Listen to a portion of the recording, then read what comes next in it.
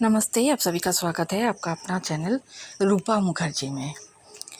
आज हम बात करेंगे एक ऐसे वेब सीरीज़ के बारे में जो दुनिया भर में बहुत पॉपुलर है, जिस सीरीज़ का नाम है द चोज़न। जी हाँ, जीसस क्राइस्ट के और उनके द्वारा चुने गए उन 12 लोगों को, या फिर 11 भी आप बोल सकते हैं, उनके ऊपर आधारित है ये पूरा वेब सीरीज़। बहुत ही ज़्यादा, मतलब इतना अच्छा वेब सीरीज़ शायद ही कभी मिला हो। पूरी दुनिया भर के लोग देख रहे हैं। ऐसे नहीं है कि ये जो वेब सीरीज़ है ये क्रिश्चियनिटी को ज़्यादा प्रमोट कर रहा है, ऐसा कुछ नहीं है। देखिए, अगर धर्म के टॉपिक से थोड़ा सा भी रिलेटेड कुछ होता है तो धर्म का प्रचार होना तो मतलब आम सी बात है, लेकिन यहाँ पर इससे ज़्यादा जीसस क्राइस्ट के जो है ना एक ह्यूमन साइड और उनका जो दैवीय शक्ति है, उन दोनों को मिला जुला कर सभी के सामने लाया गया है। उन्होंने क्या किया है, क्या नहीं किया है, क्यों नहीं किया है, इन सारे बातों को नहीं, उस भीतर के भाग का मैं बात नहीं कर रही हूँ जो दा विंची कोड में दिखाया गया है, उस साइड को छोड़िए। पर जो है उस बात को थोड़ा सा, जिन लोगों को ना रुचि है इस बारे में जानने की, वही लोग बस इसे सुनिए। तो सीज़न 5 के एपिसोड 1 में हमें दिखाया जाता है, पहला ही जो सीन है उस सीन में दिखाया जाता है कि जीसस बैठे हुए हैं उनके 11 वही द चोज़न लोगों के साथ, और वो बोल रहे हैं कि ये उनका लास्ट सफ़र है। तो उस सफ़र में वो बोल रहे हैं कि देखो, आने वाले वक्त में पूरा नेशन तुम लोगों को रिजेक्ट कर देगा। मेरे साथ तुम लोग रह रहे हो, इसीलिए तुम लोगों के साथ इतना बुरा होगा जो तुम लोग सोच भी नहीं सकते। लेकिन तुम्हारे लिए जगह बनाने के लिए ही मैं सबसे पहले जा रहा हूँ। तो उनके जो 11 समर्थक हैं, जिन्हें द चोज़न कहा जाता है, उन 11 लोगों में से सभी लोग आपस में बातचीत करते हैं और जीसस से पूछते हैं कि आप क्यों ऐसा बोल रहे हैं, आप कहाँ जा रहे हैं, ये तो बताइए। पर जीसस बोलते हैं कि यही हमारा सफ़र था, यहीं पर आकर हमारा सफ़र ख़त्म हो जाता है। अभी तुम लोगों को खुद से आगे बढ़ना होगा। जो दायित्व मैंने आज तक निभाया है, तुम्हीं लोगों को आगे चल के वो दायित्व निभाना पड़ेगा। इनमें से जो पीटर है, जिसका नाम पूर्व नाम था साइमन, तो वो बोलते हैं कि देखिए, फेथ मुझे आप पर पहले भी था और आज भी है और आने वाले वक्त में भी रहेगा, लेकिन आपको पता है ना कि मैंने अपना सब कुछ आप ही को फॉलो करने के लिए त्याग दिया है। तब जीसस पूछते हैं, क्या तुम आने वाले वक्त में भी मेरे लिए ये कर पाओगे? तो अभी देखा जाता है कि कहानी 4 दिन पीछे चला जाता है, यानी कि सीज़न 4 का लास्ट एपिसोड जहाँ पर ख़त्म हुआ था, कहानी वापस मुड़ के वही चला जाता है। जीसस अपने 12 डिसिपल्स और 3 जो औरत है, इनमें से एक है उनके माँ मेरी, दूसरा है मेरी मैगडाला, और तीसरा एक अफ्रीकन औरत है जो उनके साथ उनका धर्म का प्रचार करते हैं। वो लोग आगे बढ़ रहे हैं, जेरूसलम की तरफ आ रहे हैं। जब वो लोग जेरूसलम में एंट्री ही लेने वाले थे तो 3 लोग फरीसियों की तरफ से आते हैं और बोलते हैं कि देखिए, ये सफ़र आपके लिए जानलेवा हो सकता है। और दूर से उन लोगों को सुनाई दे रहा है कि होसाना होसाना, सन ऑफ डेविड, जो कि जीसस क्राइस्ट को बोला जाता है। तो वो लोग बोलते हैं कि ये लौट जाइए, लौट जाइए, ये ख़तरनाक सफ़र पर आगे मत बढ़िए। लेकिन जीसस क्राइस्ट को तो हमेशा ही पता था कि उनके नसीब में क्या लिखा हुआ है।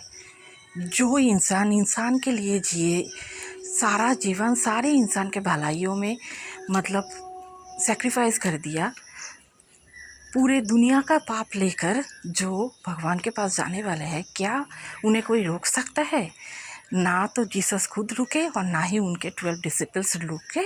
तो वो लोग जेरूसलम में एंट्री कर जाते हैं और लोगों का भीड़ देखने लायक था। सभी लोग बहुत ही मतलब इतनी जोश में थे कि उन लोगों ने बहुत अच्छी तरीके से सभी को वेलकम किया, वार्म वेलकम मिला उन सभी लोगों को। वो लोग बहुत खुश हो गए। ये सारी बातें हमें दिखाया जाता है, कैसे लोगों का आनंद हो रहा था, क्या हो रहा था। और जो भी मतलब तब धर्म के पुजारी थे वो लोग कैसे विचलित हो रहे थे और सोच रहे थे कि कैसे इसे रोका जा सके। और जो रोम के शासक थे उन लोगों को तो लग ही रहा था कि ये इंसान आया है, इसका मतलब ये तो बिल्कुल ही कुछ ऐसा करने वाला है कि हमारा तख्त ताज छीन लेगा। जो दिल पे राज करते हैं ना, उनको तख्त ताज छीनने की कोई ज़रूरत नहीं पड़ता है। हालांकि ये बात लोगों को बहुत देर बाद पता चलेगा, रियलाइज़ होगा। एक्चुअली पता तो सबको था, लेकिन रियलाइज़ करना भी एक बात होता है। तो सब लोग बहुत ही गरम शरम जोर शोर से जीसस का आगमन मतलब कर रहे थे। उन लोगों को पता था कि जॉन द बैप्टाइज के काज़न है जीसस। जॉन जिसने अपनी जान ही दे दी ये क्रिश्चियनिटी को मतलब आगे बढ़ाने के लिए, वही वो इंसान है जिसने बैप्टिज़म का बहुत ज़्यादा प्रचार किया था। और जीसस क्राइस्ट भी उन्हीं के द्वारा बैप्टाइज्ड हुए थे। जो कि आप छोटे छोटे बच्चों को जन्म के बाद ही बैप्टाइज्ड किया जाता है, वो प्रक्रिया उस जीसस क्राइस्ट के वो कज़न यानी जॉन द बैप्टाइज़र ने चालू किया था। तो ये सब बात होते हैं, लोगों को बहुत आश्वस्त करते हैं जीसस के एक नया सवेरा आने वाला है और कुछ ऐसा होगा कि शायद ही कोई इस हफ्ते को अपने दिलो दिमाग से कभी भी भूल सके। तो उनके जो एक राजा के घर के एक लेडी थी, तो उन्होंने इन सारे 15 लोगों को एक साथ लेकर चले गए अपने साथ, क्योंकि उन लोगों का रहने खाने का कोई ठिकाना नहीं था।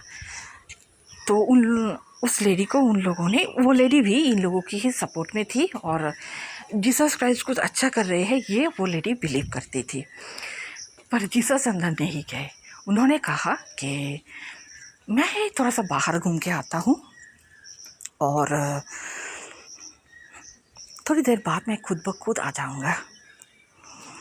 तो जो भी वो 12 लोग थे, औरतें अलग से रहने लगे, अंदर चले गए। और जो 12 लोग थे वो आपस में बात करने लगे कि ये क्या माजरा है, ये चल क्या रहा है जीसस के दिमाग में।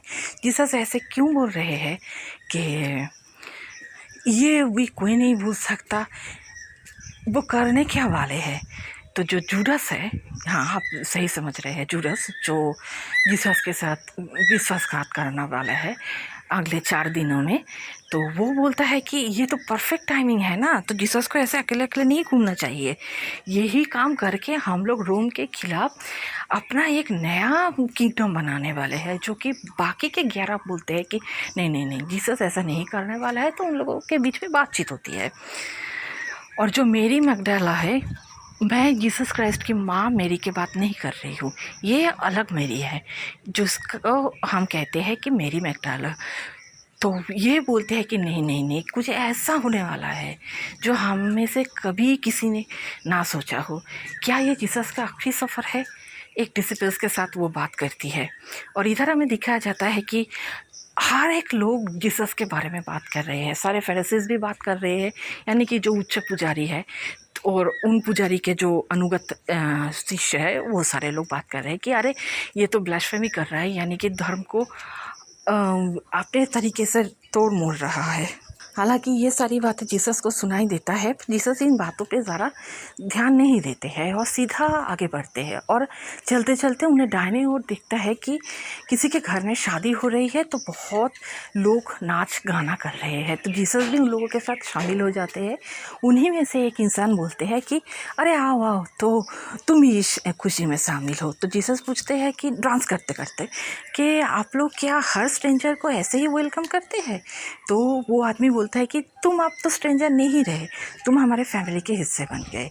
तो लोग मतलब सभी लोग बहुत खुशी से डांस वांस कर रहे थे विवाहित जोड़े के आसपास।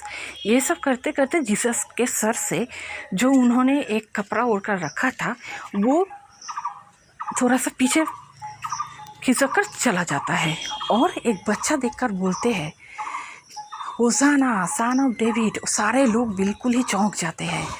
तो सब लोग वो करते हैं। और इसके बाद जीसस बोलते हैं कि कोई बात नहीं, कोई बात नहीं, तुम लोग ना बस ऐसे झुककर मुझे सलाम मत करो, मुझे ये सब कोई कुछ पसंद नहीं है। तो जीसस जब जाने की बात करते हैं तो नबी भाई जोरे बोलते हैं कि क्या आप हमें आशीर्वाद करेंगे? आप लोगों को मैं क्या ही बताऊं। ये जो उनका जो बोलने का ढंग था ना, जब वो ब्लेसिंग्स करते हैं सबको, मतलब आपके रोंगटे खड़े हो जाएंगे, ऐसा लगेगा कि सच में जीसस क्राइस्ट आकर बोल रहे हैं।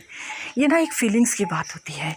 तो उन्होंने बोला कि मैं इस नवविवाहित जोड़े को आशीर्वाद करता हूँ कि इनके संतान फर्स्ट बॉर्न यानी कि डेविड के जो संतान है उन्हीं की तरह बने, उनके बेटियों की तरह इनके बेटियां हो, और डेविड के बेटों की तरह इनके बेटे हो। ये लोग सारी ज़िंदगी भर बहुत खुश रहे। बहुत अच्छी तरीके से जीसस क्राइस्ट ने उन लोगों को आशीर्वाद दिया, और इस शादी में उपस्थित सारे लोगों को उन्होंने आशीर्वाद दिया कि आप लोगों को कल्याण हो, मंगल हो, और आप लोग हमेशा सारी बुराई से बचे रहे। जाते जाते भी उनका वंदना हुआ। सभी लोग बोल रहे थे कि होसाना सन ऑफ डेविड, ऐसा करके जीसस वापस लौट आते हैं उसी घर में, और आकर अपने एक साथी से वो नींद से जगाकर पूछते हैं कि क्या तुम मेरे लिए काम कर सकते हो? तुम मेरी माँ को और सारे औरतों को, जो 3 लेडीज़ है, उनको यहाँ से दूर ले जा सकते हो? कल ही सुबह के पहले किरण से पहले तुम लोगों को निकलना होगा।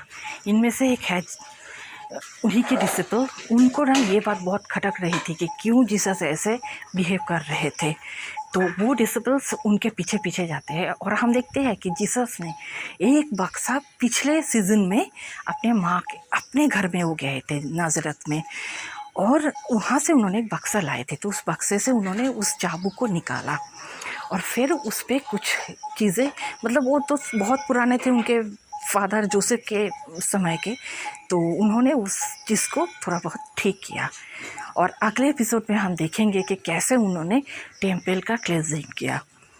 यहीं पर ही फर्स्ट एपिसोड समाप्त होता है। मैं कोशिश करूँगी दूसरा एपिसोड भी आप लोगों के साथ जल्द से जल्द शेयर करूँ। आज के लिए इतना ही। धन्यवाद। नमस्कार।